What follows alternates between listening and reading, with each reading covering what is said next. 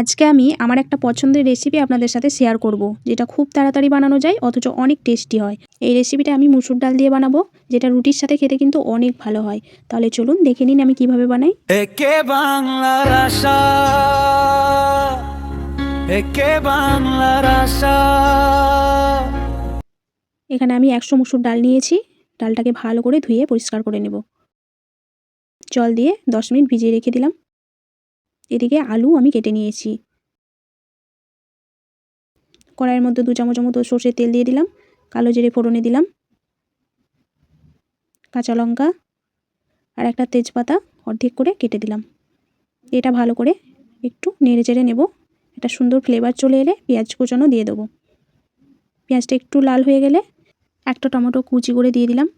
এবার পেঁয়াজ আর টমেটোটা নরম হওয়ার জন্য একটু লবণ দিয়ে দিলাম। ছোটো চামচের 1 চামচ আদা পেস্ট আর 1 চামচ রসুন পেস্ট দিয়ে দেবো।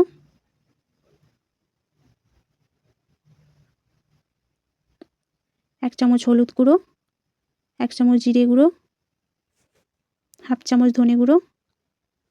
অল্প একটু জল দিয়ে ভালো করে মশলাটাকে কষিয়ে নেব।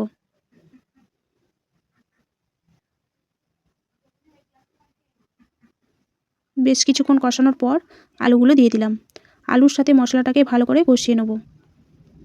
বেশ কিছুক্ষণ কষানোর পর মুসুর ডালটা দিয়ে দিলাম।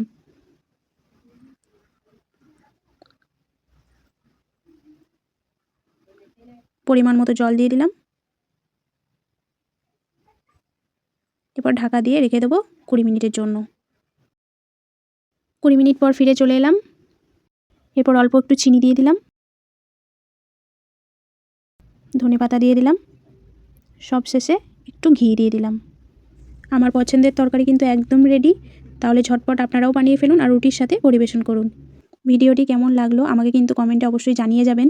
যদি ভালো লেগে থাকে চ্যানেলটি সাবস্ক্রাইব করে পাশে থাকা বেল আইকনটি অবশ্যই ক্লিক করে দেবেন, কারণ আমি যখনই কোনো রেসিপি শেয়ার করব সেই নোটিফিকেশনটি আপনার কাছে পৌঁছে যাবে। তাহলে দেখা হচ্ছে পরের ভিডিওতে। ততক্ষণে ভালো থাকুন, সুস্থ থাকুন, টাটা।